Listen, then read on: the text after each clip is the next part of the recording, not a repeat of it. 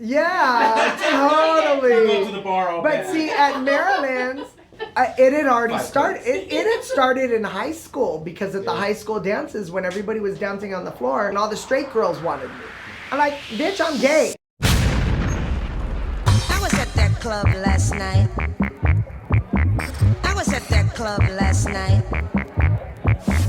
I was at that club last night. I was at that club last night. I was at that club last night. I was at that club last night. I was at that club last night. I was at that club last night.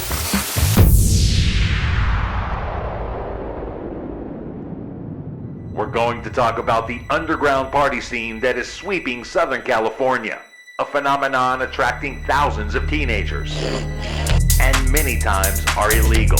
They're illegal to run, and drugs are often common.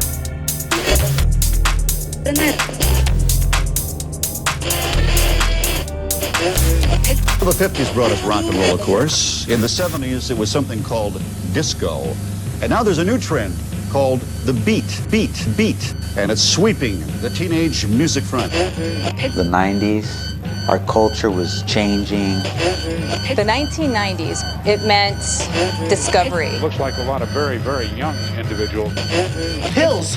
You mean you really are taking drugs? I need them. Jesse, give me those. I need them back. I'm so excited. The 90s for me were freedom, whatever we felt like doing that day or night.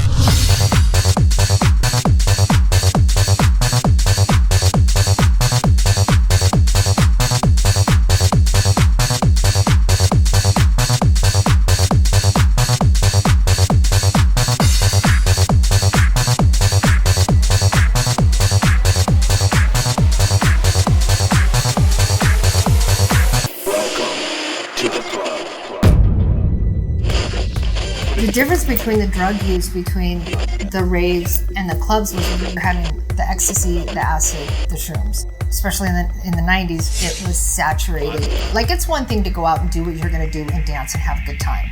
You recover the next day, you know, you do it on the weekend kind of thing. Whatever your drug of choice is and you're doing it on the weekend, that's that. Everyone was on that vibe and everyone connected, and it was like a Wi-Fi signal that's being sent out, and everyone's happy and they're on that level.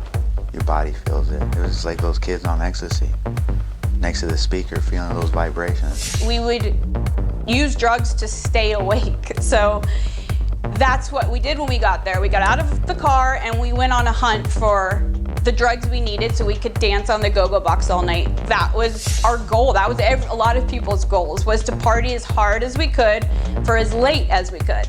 In the beginning, it helped. It was amazing, but it didn't stay like that is the problem. There's tragedies, I guess, in everything. It's like a war or something. A journey that we decided to take upon. And, you know, there's always fatalities and we can't control it. But they obviously felt the same. It brought you more connected to the music. Oh my God. Wow. And one of my best friends, Clifford, he actually died from drugs. He got in a car accident because he was under the influence of drugs. And actually, it did a number on me. It changed my life. But just to see Clifford dying and to see other friends, that really changed. That changed everything. It all depended on how you went about it. If you were too deep in it, then obviously then that's all you were going for, and then you probably weren't even going to a party after that. You're probably just looking to get high, like not even worried about going to the next rave or next party. But other people that were there enjoying the music, it helped a lot. It depends on where you were in your drug use, in my opinion, as far as drugs hurting the party scene. Because if you had just started out with using drugs and everything else, you were being warned about sketching and this and that and that and this, and we all know that people are, you're gonna sketch out, you're gonna do this is gonna happen, that. That's because they were advanced and they were into it already, and that was shit they were experiencing because it had been a few years for them already. When you first start those drugs, it's like, woo! There's no stopping you. You're bouncing off the walls. It's the best thing in the world. It's like you don't want more because of the drug. You want more because it just opened the floodgates of that fun world. You know, drugs was a very important conversation about the rave scene, especially from critics and people who were trying to oppose it and stop it, because obviously people lost their lives, people, you know, ended up getting into terrible tragedies because of the influence of drugs. Do I think it helped or hurt the scene? I mean, drugs is a part of the dance music culture, it's part of the rave scene, and so I think some people would say those were experiences that made that scene better and what it was. The flip side of that coin, though, is that I think drugs also, for some that couldn't manage it recreationally, didn't have good balance about it, for other reasons, potentially abused of it, it was tragic. The music used to suffice and supply, I think, a lot of what some people use drugs for, the high that people need. It all depended on who you were, but if you did it and you weren't too hardcore about doing drugs all the time, then it probably helped you with, you know, a sense of creativity. Did they help the scene? Well, it depends on what you did. I mean, you go to these raves and everybody was on ecstasy and feeling good and taking their clothes off and dancing around to this big old horn thing, and you know, it made this funny sound. You know, I mean, that's a personal story, I remember, but I don't know, it just depends. But myself, I'm not squeaky clean. I did what I did. You know, it's like sensory overload.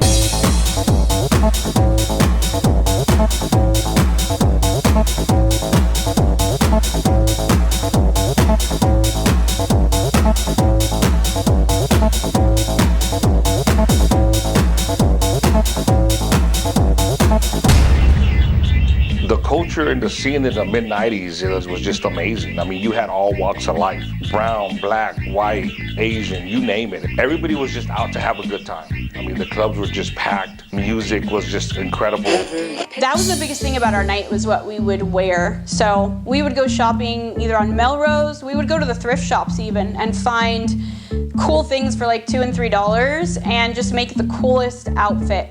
I did the first club fashion show at Arena on a Friday night. So Catherine Ireland actually hosted the very first fashion show. I was the second fashion show before they opened up Friday nights on Saturday when it was 21 and over, and it was like the who's who Hollywood crowd, like stars and celebrities and people like that, because when it first opened, that's what it was. In '93, we were always doing fashion shows. Like literally, we were doing a fashion show a month, whether it was Park Plaza, whether it was, we did a lot of stuff in Beverly Hills too, which was really fun. But we would do also small, intimate kind of secret fashion shows at Arena. And we did one where Madonna came, and I was wearing this top that was custom fit for me up here. Wasn't gonna fit Madonna. I was teeny at the time, and she didn't understand why we wouldn't take off the top and give it to her. And Randy, the designer, was like, it's made for her girls up here. She can have anybody else's top. She didn't have mine. That was made for me. I was feeling really special about that top. The style was a mixture of things. The style was very eclectic, and it kind of depended on like what scene you were in, how you dressed. Then there was the rebel scene where there's boots and chains. Me myself, I was a rebel, so you kind of dress for the girls, the Harley boots, the Harley belts. And you know, that was the style that, you know, that we used. Either that or you were either a rebel or a groover. You know, they would dress more a little baggier. You got the baggy t-shirts with like the rave style t-shirts on there. Yeah, I hung out with the rebels. I used to hang out with the groovers and the housers, used to call them also. They were pretty big. You had a bunch of big crews out in Orange County. You had like the Rebel Familia out there. You had the Wanderers. You had the Valens. You had the Lost Boys. You had groovers like from Above Society, Noble Creations. So there's a bunch of big crews that came out of Orange County that did big things also. Well, I mean, for the groover style, your black suspenders, your high socks. At the thrift shop, we would buy the old like sweaters. Everyone was trying to find who they were in their own style, in their own element. You know, I was one of those people. I was highly confused. I didn't know if I wanted to dress a particular way for, you know, for the weekend. We all connected somehow organically. Without this formula, we can't have anything. You know, it all revolves around the music. That's why I like the scene, because, you know, nobody judges you on how you look. The Goodwill or thrift shop always, you know, hands down, for me, worked out the best. And that's what I remember about the 90s was when I was working for the costume designer that I was working for at Excalibur, is being able to use these materials that were just so far out, whether it was hologram plastic or, you know, when I was designing costumes for the dancers at the Dome, it's like I got most of my materials from Home Depot, or I would just go buy, you know, leather and pleather and plastic and vinyl and paint whatever I could, or, you know, reflector stuff. I just remember like the fashion just being as wild as it can possibly get.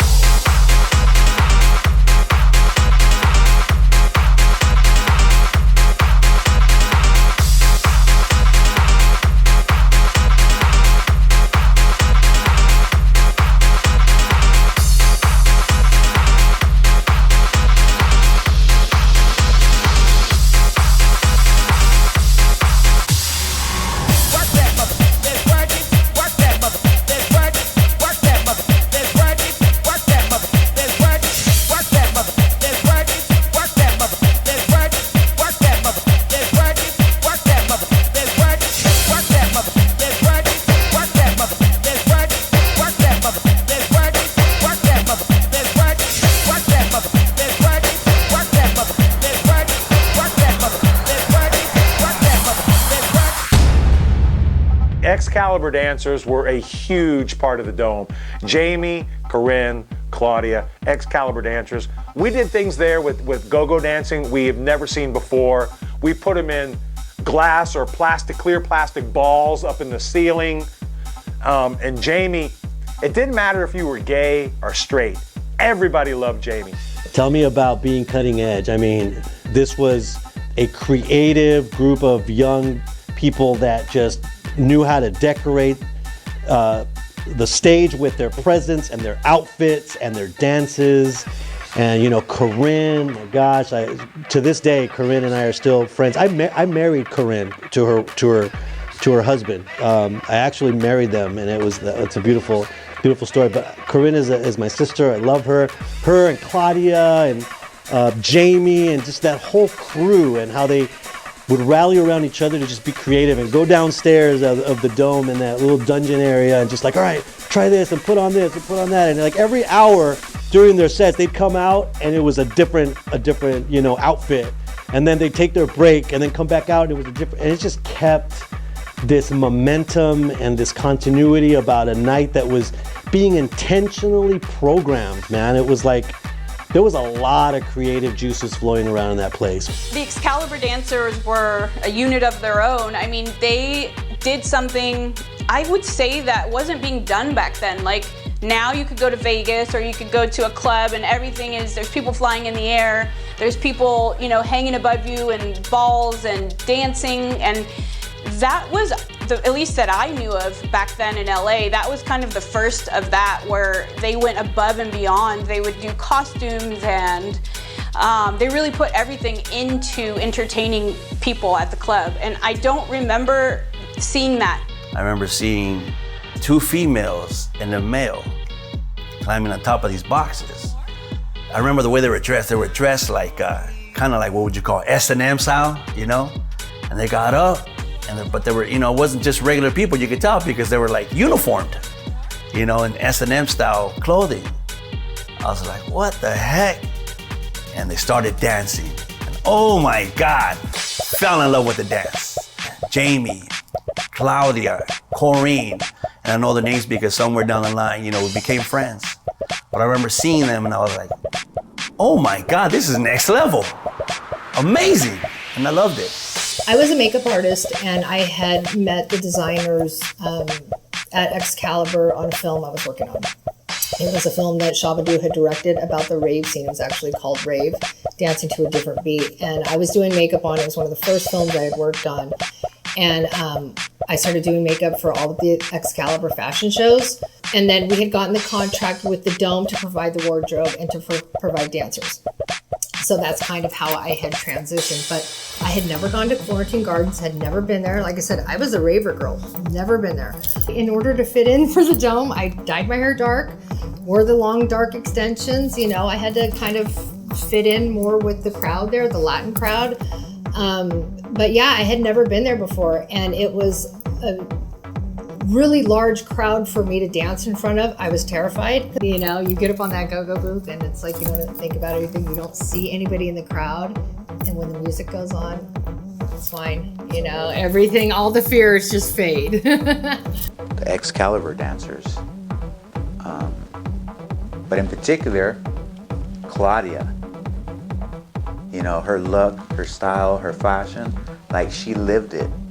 I was actually doing fashion shows at the arena, and I did a fashion show for Excalibur, the brand. Once we started at the Dome with Jamie, I met Corinne, and she actually was in charge of all the Excalibur clothwear and stuff like that.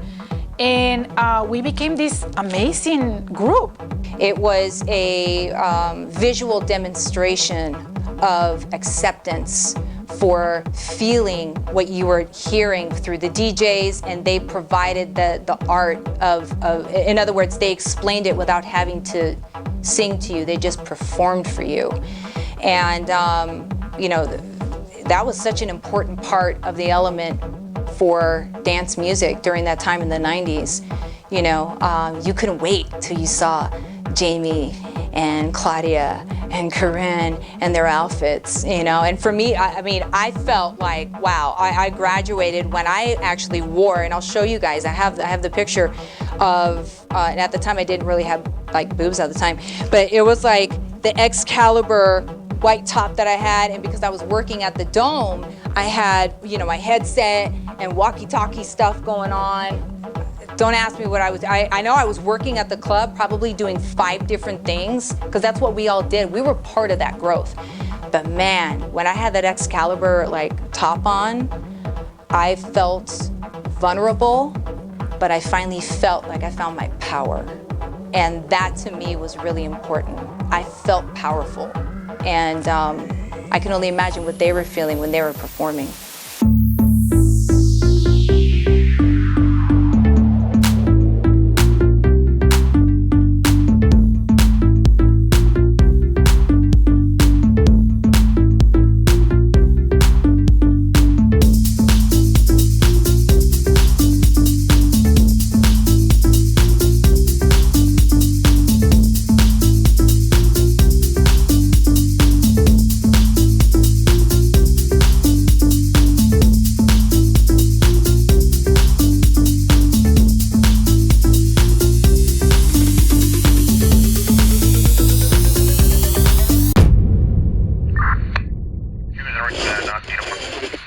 Shooting 77 Figueroa, 77 Figueroa, 1 victim down. Little by little, whether the style changed because gang influence started coming into it. You know, the baggy jeans turned into more Dickies and Ben Davies and khakis. Boots, you know, went from Harley boots to Skechers boots. Now everybody started wearing more like the construction boots, a little more gangster style. I think it provided a sense of structure to these gangs, meaning that they kind of had to step up on their game and not just party on the outside. They kind of had to put some cologne on, take a shower, and, you know, get their ass in the club to hook up with a chick that also took time to get dressed, because you're not going to find her, you know, in the back alley. You're going to find her in the club looking hot. A lot of backyard parties, boogies would go on, and a lot of gangsters around that time, I don't know, but they just started coming up, started getting more crazier. Back in Orange County was more of the street scene. We did a bunch of house parties, warehouse parties, which were illegal. And so a bunch of that gang culture was part of it. And a bunch of gangs became party crews because they wanted to party, they wanted the girls. The gang culture was pretty heavy. Where the street I lived on, we had pushers, movers, the big guys, the guys that moved the bricks, the guys that would walk up and down from house to house where they distribute the stuff. Because they had their hub and then they got their homes where they push it out. Then you guys get the old guys come with the stab wound walking by, and or they got shot down the street and they're bleeding all over the place to get some help. You know, you kind of just looked at that growing up and you're like, whoa, is that really what I want? The gang culture was kind of combined because we all started going out together, I feel like. And for example, one night I was at a house party and someone just started shooting. And we weren't even that surprised because it kind of happened often. You just ran and left and then tried to find the next place to go. The time that I got scared, and it kept me from going to a certain area of downtown LA. We were in the station wagon, it was New Year's Eve, and we had gone to the arena, and we're like, screw this, we know of this cool party that's happening. So we're like, let's go to that.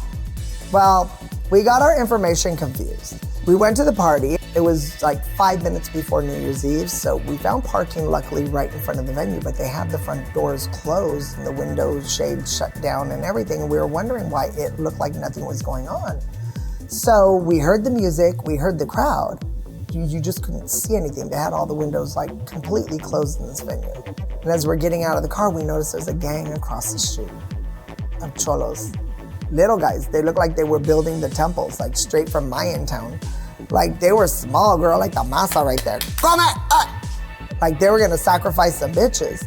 So they were little, but they were hardy. They had bricks, they had baseball bats, they had everything.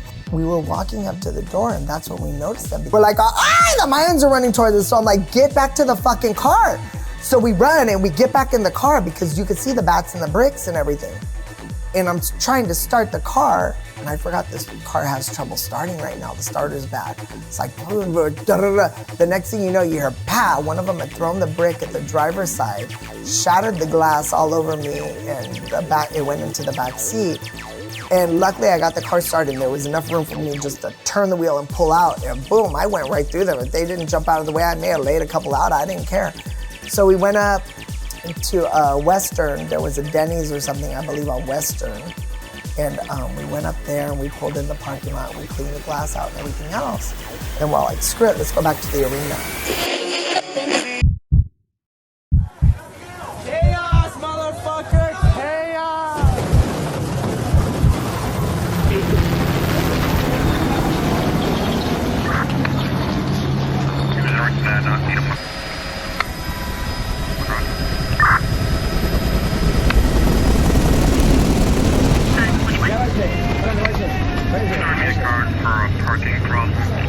No, it's like everything else. It looks like it's some sort of supermarket or drugs or liquor store type scenario there. Whoa. Did you get that? During the LA riots, I was actually in school, so it was kind of weird because we didn't know what was going on. You know, there wasn't all this, social media like now. So they were kind of putting us on lockdown, and then they decided to let us go. But it was kind of crazy because when that happened, all kinds of fights started happening at school. So it's kind of scary, but I was able to go home and, check it out on TV, and I didn't realize half of Los Angeles was, on fire. It was pretty crazy. I remember I was at home, and when they first started that, the first liquor store caught on fire. I was like, wow, this is crazy. This is gonna be like, Watts in the 60s. And that's why the undergrounds were going off, because all these abandoned warehouses were just there, nobody was using them anymore. People had moved out of them, foreclosures or whatever was going on. So yeah, I think we pretty much stayed in at that time, but not too long after that, we were out again. I remember driving around in South Central, and I remember seeing buildings on fire. I remember people walking around. Oh no. I remember seeing looting. I remember seeing pain. I remember people chanting. I remember people crying. I remember the violence. But the violence was because there was something that they needed to voice, very similar to what we had been dealing with today. And it really was a very powerful time. The LA riots, I drove smack through the middle of that accidentally. I'm seeing people running across the street with different things in their hands, televisions and radios, and bro, it was insanity. And I'm driving going, what in the world is going on? It was so crazy. And people kept looking at the back of my truck, and I was like, oh my God, they're gonna jack my speakers. I remember standing on my friend's roof, and we would look over and you could see like the 10 freeway, and you could just see poofs of like fires. But we weren't gonna stay. We were told to stay home in a lockdown, like whatever. We were 17. I'm not gonna stay home. I mean, we didn't have social media and things to keep us entertained at home. So I remember my best friend, she was Chinese, I was blonde. Her boyfriend lived off of Melrose and Normandy, and so we kind of drove down there when we weren't supposed to, and I just remember vividly her saying, they think I'm Korean and you're a white girl. Like, we should not be going down there. 3 of our friends went out and they had their families, their dad's camcorder, and they went out and they were filming the riots, and they got arrested because they thought that they stole the camcorder. They thought they were looting when they were just trying to, be high school filmmakers. And so the dad had to come down with the receipt and was like, no, this is the family camcorder. They weren't looting this. But it was crazy, because everybody, I think at the time, like I said, my friend was Chinese, but they don't know that she's not Korean. And the Koreans, shopkeep owners were trying to protect their stuff. So everybody down there at the time had guns. Normandy was kind of the epicenter where things were happening, and we were staying at this house off of Normandy. We were going to areas that were not safe. We were under curfew. They brought in the National Guard. They were at my corner. They were at this corner. I was like, how am I going to get around those motherfuckers? Because I still need a party. I need to go to the nightclub, and I need to feel good because there was so much happening that I was like, I need to feel the vibe. I need the music. The music kept me going. So it was scary, but I managed to go out because I knew that was my freedom, and that was my way of going, it's going to be okay. It's going to be all right, But it didn't stop me. It was scary, but it didn't stop me, So during the Los Angeles riots, I was in downtown, and I forget which street it is, Vermont or whatever street it was, that had like Filipino bakeries and everything. Well, it's one of those streets where they were literally busting in the windows. The cops were standing there telling people, we've already checked it out. This whole building has insurance. They've evacuated. They've closed the shop. We know what's going to happen. Just go ahead and bust the windows and loot it. Their insurance is going to cover it. Now, mind you, the news is there the whole time filming all this. Well, lo and behold, the news stops us and wants to interview us. So we got interviewed on the news. Yeah, we just busted into, the Levi's store, got a bunch of Levi's, and we got this futon chair. So we walked away from the cameras, just left the interview. The lady was like, oh, okay. And we're high as hell. But then we felt really bad. It made the news that night. And then come that Friday, we were going to the arena and we were walking up the stairs. But when we walked up to the door that day, there were like 6 of us. We were turned away. They said, we saw you on the news. You're not welcome here right now. And they turned us away. And we came back the next week and we couldn't live it down because we were all of a sudden from the House of Love, and being Mother Love, I was Mother Looter, and we were the House of Looters because everybody had seen it on the news. And so it took a few months for us to live that down. But we were the House of Looters, so we'd go on the dance floor and just make fun of it. House of Looters! House of Looters!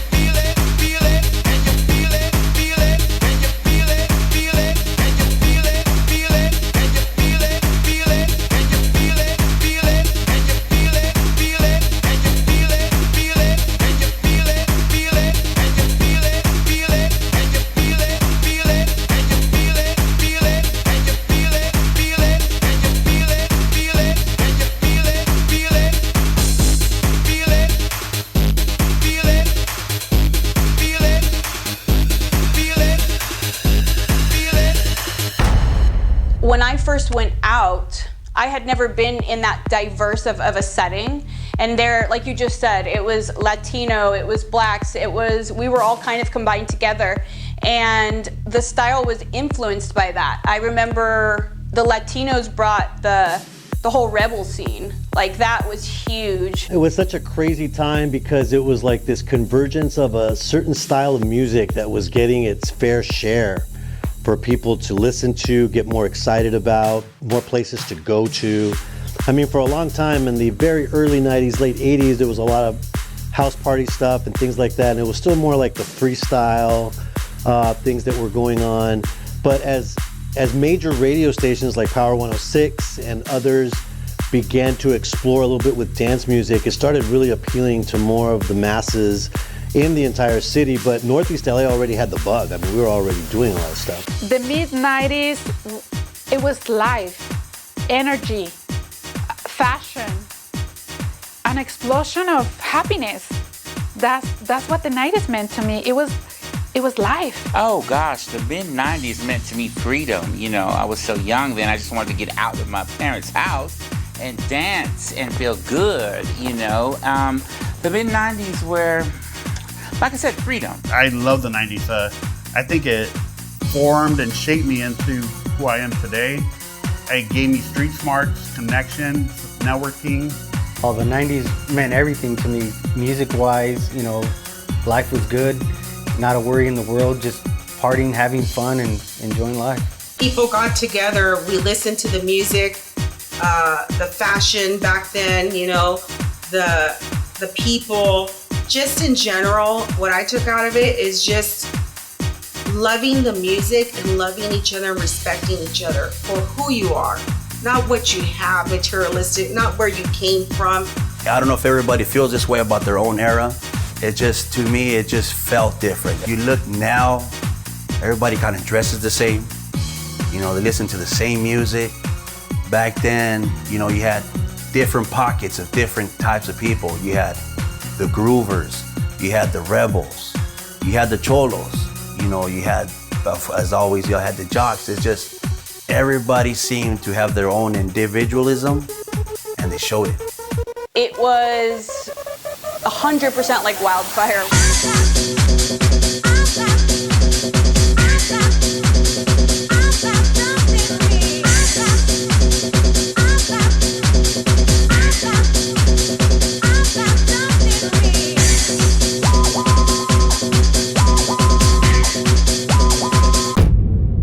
When you went out there to the club scene, let me tell you, to me it was amazing to see people just come together, any kind of background, any kind of culture, and you just heard the music and it would just, at least personally for me, feel it in my veins, and it was amazing. Vibe was very active. You know, I was influenced by a lot of different people. When I came across it, it was like, boom, it hit me. In the year 1994, and it was my neighbors that were all heavy into the whole party scene. They used to go to Sweet Sundays, and they would always come back and show me the flyers. Sweet Sundays reminds me more of the whole like rave scene, the whole warehouse scene. It was filled with like inhibition. You would go in there and there's just speakers, you know, set on the floor. Everybody's hot and sweaty. A lot of people are on drugs. It's just one big party of dance from the time you walk in until the time you leave. So at the time we had Babylon going in the San Gabriel Valley. There were other clubs in the San Gabriel Valley were like Peppers, Quiet Canyon, Baby Doze. One of my favorite ones was definitely the Ozone at the Palace. It was on a Thursday, and it's now called Avalon, but yeah, it was every Thursday. We had a line going down to Hollywood Boulevard every Thursday, and I mean, back then we could be on the radio plugging it as much as you want. It's like, tonight I'm gonna be at Ozone at the Palace, come on through. So, and it was packed every Thursday. And then I remember Fridays, we actually did Vegas at Florentine Gardens in Hollywood. I had never been to Florentine. It was a transition because when you're going to the raves, like I said, there's an influx of like sensory overload where, you know, you're doing, there's the ecstasy, the acid, the shrooms. You're usually outdoors. Everybody's got their backpacks and there's kids, and it's just mayhem and madness. The Dome had its own energy. Arena had an entirely different energy. For all kinds of reasons, from the age group to the energy that was brought in by the people representing that party scene. Arena was kind of interactive in that you didn't just walk in and party. There was lots going on all night, from the shows to dancers that would come on and performers that would come and perform for us.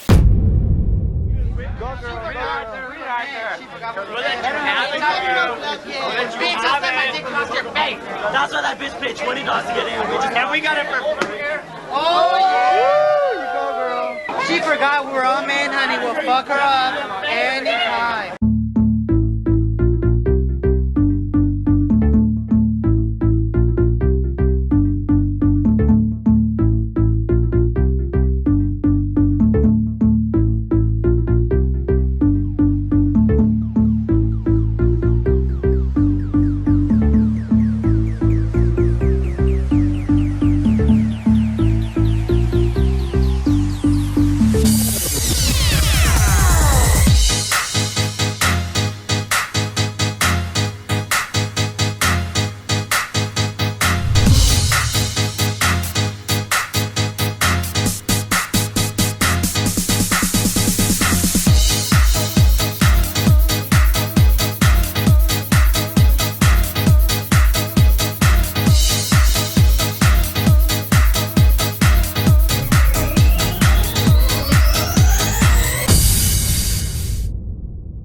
Celebrities, amazing, glorious. You talk about the Wonder Twins, the way you see Lady Gaga wearing those huge platforms, that was the Wonder Twins in the 90s. They were actors, they were dancers, they were club kids, they were everything, they were amazing.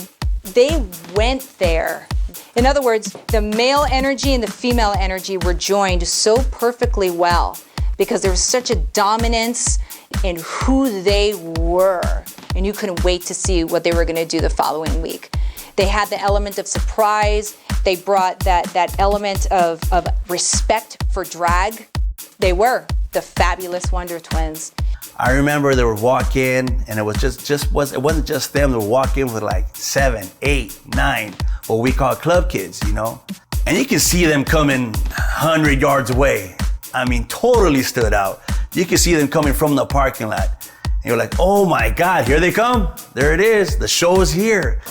They had their own parade, whether it be in the parking lot, from the parking lot to the club. As soon as walking in the doors, it was like you saw a parade in front of you.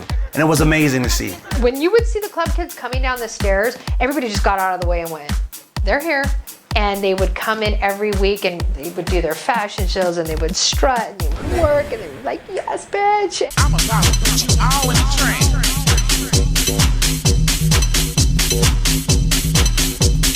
I'm about to put you all in the train.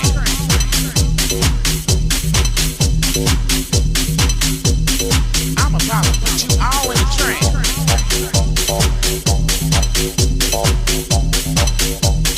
I'm about to put you all in the train.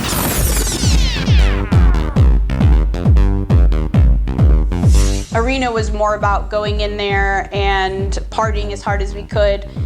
Whereas the Dome, you kind of went for a purpose. There was things going on there. It was more like an exclusive, you know, this DJ or this artist will be here. So that's how I remember the Dome. The thing that was amazing about the Dome is for a long part of it, stretch, we did Power Tools live from the Dome. And that was chaos from beginning to end, you know? So we're putting on a club night, and then the last 2 hours of the club night, we're doing that and putting on a radio show at the same time. So the whole thing was just from 0 to 100 from beginning to end. The most magical night at the Dome, Mike, I was going through your dresser earlier and I found this t-shirt, throw that to me. 3rd year anniversary of Power Tools. Look at those names on there. Armand Van Helden, John Bishop, Bad Boy Bill. We shut down Hollywood with this party. What's up? This is Power Tools, the 3-year anniversary show. I got champagne overflowing. There's just like thousands of people here at the Dome. There's beautiful women over there. We got superstars in our midst. We've got an incredible show. But before we start the show, I want to say thank you to you, the Power Tools listeners. Because of you, the show is on the air right now. You know, we went through some rough times about a year or so back. Coming up on the show tonight and here live at the Dome, we've got Armand Van Helden and Bad Boy Bill. I just got off the turntables, but I'll be spinning again on Power Tools. It was New Year's at the Dome, and I believe who was performing that night? It was the Mighty Duck Cats. I think it was Mighty Duck Cats. And we got so wasted on the dance floor, and I picked up that little girl and I put her on my waist and I swung her around like she was my own child. And the crowd opened up And I mean, it was just like the parting of the sea, and we had a great time, but that's how it was. But no, I did see a lot of crazy stuff. I seen a lot of drunk I seen people that was naked. I seen people that was topless. I seen people that was out of their mind.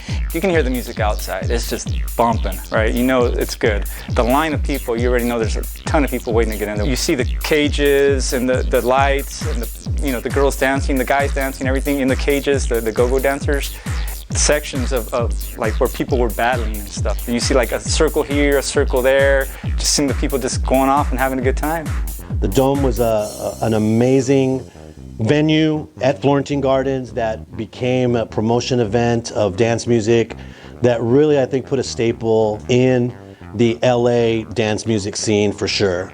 At the Dome, it literally would be sold out just about every night. And what I mean sold out was we just couldn't fit any more people. You could be rest assured that 5-10 minutes after 9 o'clock, people were on the dance floor. And people didn't go there to schmooze around.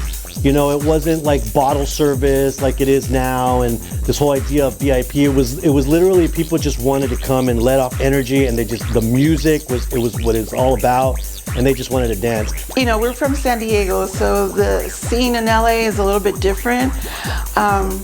So we were just in awe with everything. We waited in line to get in. It was a big ass line. We finally make it in, and it's just like huge. It's huge. I mean, we're home. These are our people. I think what made the Dome special was the DJs they had. You know, the DJs, they had a lineup second to none. And I saw the atmosphere that that club had, and I was like, oh my God, this is crazy. I'd never seen anything like this. The Dome was my second home. The Dome was so special for me for that. I had a place to go to every Saturday. I had a place to go to where I felt important. I had a place to go to where I can see artists perform some of their newest songs.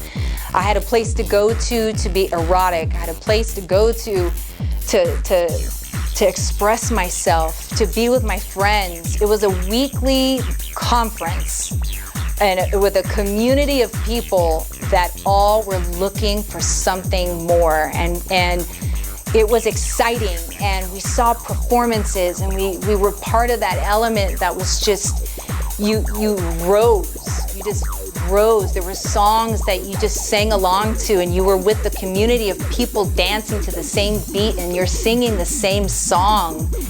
It was an experience unlike any other because it was real, it was raw, you know, it was family. I started going to the Dome in 98, 99, in that time. And then it was just, how can I say, a different experience from any other nightclub there was. You would walk in and you would just feel the vibe.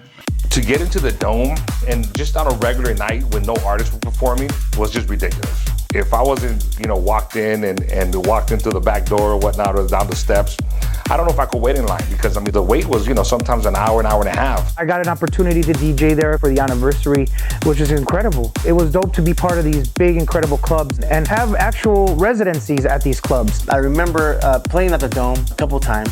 DJ Marcos from Exodus was playing. Robert from Tough Guy was there. James was there. AJ Mora was there on the booth. DJ Orlando was in the booth also. Yeah, I was there playing, and then Marcos was like, hey, take over. I gotta use the restroom. Started playing, man, and I was like, dude, this is my moment. Let's do it. Let me see what records we have, bro. I said, we need to make a small little set. We need to mix 4 or 5 tracks before you come back. We used to do Babylon. That was at Florentine Almonte. That was like some hard-hitting music back in the day. I remember when St. John would put the commercial together for Babylon, we'd always kind of take shots a little bit. It's like some people do and some people don't. Those clubs were just slammed. I'm talking 2,000 people every weekend. It was insane. I tried my best to convert the Dome version of the San Gabriel Valley. So Florentine Gardens, Almonte, also known as Babylon, had an awesome vibe. As you pull up, just the crowd that you would see in Almonte is different from Hollywood. But when you walk in, it was just because it's so big. The music was there, but just the vibe did feel a little different. Babylon was a little bit more of the pretty boys and the good people. Yeah, and not that, the Dome had bad people or anything, but just the vibe was a little different, Diva was an absolute staple. I mean, Diva was kind of a continuation of the Dome, a little bit more manageable. We would go to the Casa. You could find the place at night when it was pitch black. But if you had to find that place in the day, like my car would automatically go to these places at night, piled with my friends in the back. But I'm like, if you had to ask me to where that place was, no, I would have no idea. Still would have no idea. But you go to the Casa and you're walking over the catwalk on the top to go to the bathroom, praying to God you don't fall through the floor. Sweet Sundays, I can't believe you mentioned that. I haven't heard that in a while. And wow, I used to party a lot. I used to go out all the Sweet Sundays and then school the next day. We had the Ice House in Fullerton. We had the Tunnel in Orange, which was Sound Factory. We had this place called the Westminster Manor, where it was just a manor that they did private events, but we turned it into a nightclub every Friday night. It brought people from all sorts of cultures together. That was the cool thing about it. White kids, black kids, Asian kids, a lot of Latinos because there was a lot of us too. But at the same time, it was about unity through the music. It had started in high school because at the high school dances, when everybody was dancing on the floor, my friend Victoria and I, we were dancing on the bleachers up high, and everybody was watching us dance. So this whole go-go dancing thing it was nothing for me to jump in a cage and start dancing at details because at Maryland's, I was the bitch with the turtleneck on in 100-degree weather, but I chopped my turtlenecks all the way to here, so I was exposed. I had the ripped up jeans and the buckle boots and the chain belts hanging. So I was like a gothic belly dancer. We were the ones dancing on the stage at Maryland's in the front. There was a select group of us. You knew if we walked into Maryland's on that night and you were on the front of the stage, you better move your ass or you're getting pushed down. And you just knew it.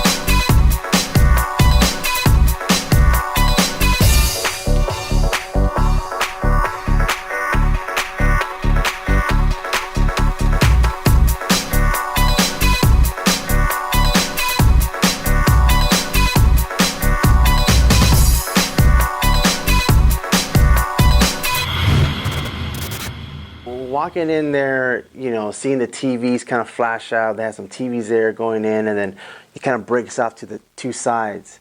So going in, and once you break out to the left or to the right, it was just banging, dude. Wall to wall, people to people, go-go dancers, and hear the music loud. It was just amazing. Going to arena, I mean, it was more of a, during that time, everybody knew it was a gay club. Going in there, I mean, you were just embraced with everybody because no matter what you were, gay, straight, Latino, white, black, Asian, whatever, everybody was there to have a good time. I feel like there was kind of two different scenes, and arena was more of a mixed crowd as far as gay, straight goes. A lot of straight people went to arena, but it was also a safe haven for gay people to go, and if you were straight and you went there, you couldn't have a problem with that. I remember going to the arenas when you show up and you got your crate, your little sack of records. Every DJ had his own records and stuff, and you walk in and everybody's just like eyeballing, who's that, who's this, who's that, right? And then you pass them, it's a huge line. The arena had lines for days.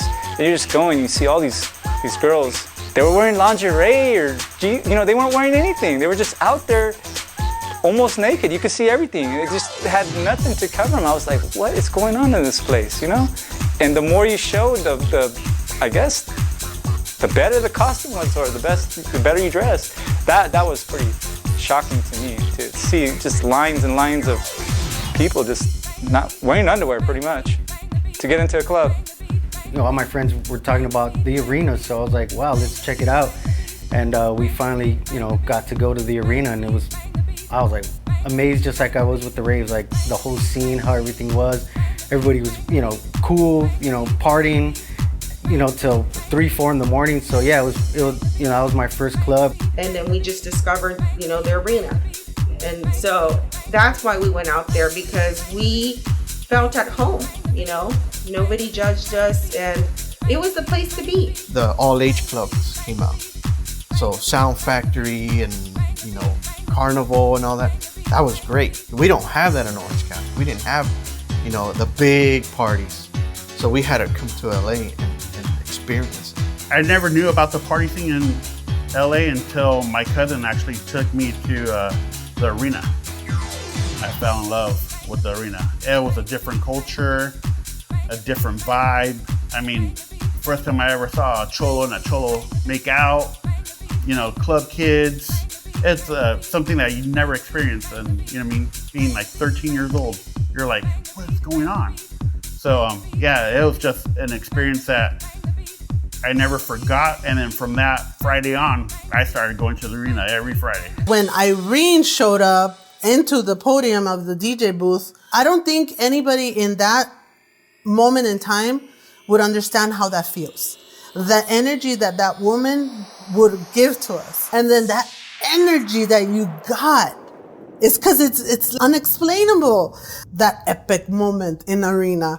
That dance floor was packed. I mean, it was like a swap meet on a Saturday night. I tell you, there was so many people there, and elbow to elbow, and we was just getting down and getting funky and battling, and I mean, everybody came together. If you was gay, you was straight, you was, you know, whatever you were. Arena was an unbelievable phenomenon. You know, of course, my first time going to Arena was probably when we were doing the Dome. Dome was a huge club for us in Hollywood. Started hearing noise, started hearing buzz about this other place in Hollywood. And I think Arena's big night was on Friday nights, if I'm not mistaken, and then the Dome was on Saturday. We were 18 and over the Dome. Arena was more all ages. So you hear the stories of these kids, you know, 14, 15 years old, lying to their parents. They're going over to their cousins for a sleepover, and they leave the house in their pajamas, and then they go in the bathroom at Arena and come out all hoochie mama'd out. It was incredible. But that's one of those once-in-a-lifetime situations that will never, ever be duplicated. It was magical. Irene was the perfect and only person to make that happen. She related to those kids. She was an idol to those kids. And she took chances and did things there that nobody else in Hollywood would ever do. When you were kind of in the inner circle at Arena, you kind of had run of the place. You got in for free. I knew the owner, Gene. You kind of felt like royalty. Like you walk up to the door, they let you in, everybody knows you. And then once you got in that door, like anything goes. It was a party from 9 o'clock till 4 a.m. when the lights went off.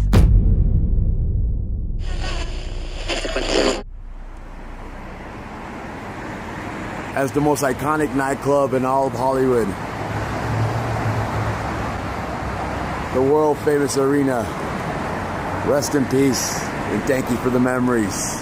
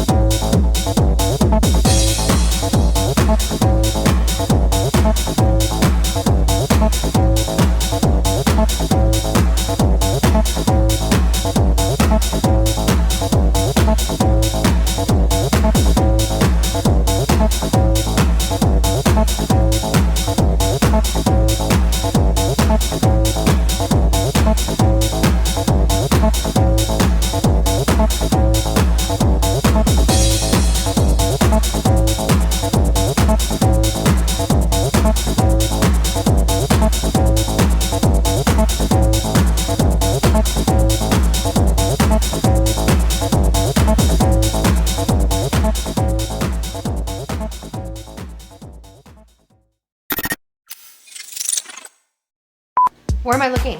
You're looking straight here. Okay. Can we do that again? Yeah, I fucked up. Sorry. Okay.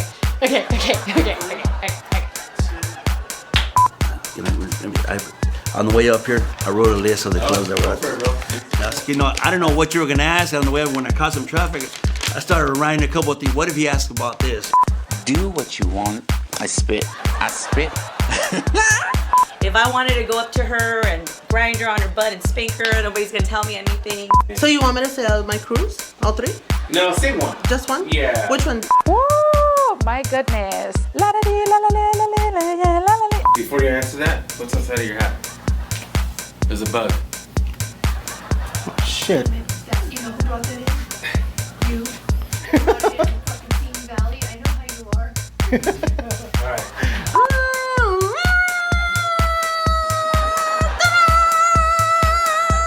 Oh boy.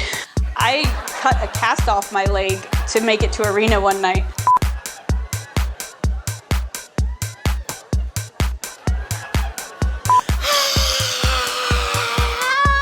More of my love, more of my groove. Like one of those things you're like, this is me. Oh my God. And I'm dancing. I have goosebumps right now. Oh, hell yeah. Let's go. Boom, boom, boom. My name is Venus de la Elia Montana La Tweakalandria Love. And I'm from the land of fashion, honey. It's called Fashionlandia. Feel my vibe, bitches. This is my story. Ride the ride, pull your e-ticket out, and please keep all hands and arms inside the car at all times for a safe ride. Bye. Being a very logical Boy Scout, Mormon Boy Scout, I pulled over to a payphone because there was no cell phones, I don't think then really. No cell phones, or maybe beepers. And I got on the payphone and I called the operator, or 411, and I said, give me an address for Truth. And the operator said, Truth's not listed. There's no Truth, but I've been there. And here's where it is. And keep in mind, I had just taken ecstasy for the first time. So this was maybe a little bit of the ecstasy talking, and the woman gave me the address for this club. And we parked our car downtown. Didn't go to downtown a lot. This is like one of the first forays going to downtown as well. Found a parking spot, you know, kind of not the greatest area of town. And the Park Plaza Hotel got in this line. There was a long line to get in this place. And we're like asking the people, like, what is this line? This is crazy. Like, what's going on?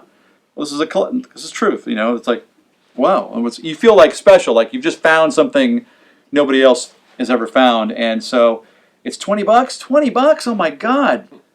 Like, who has $20? Well, we had $20, so we paid. 3 kids from the Valley, and I got in there and heard house music for the first time on a very, very large, incredible sound system, and it changed my life.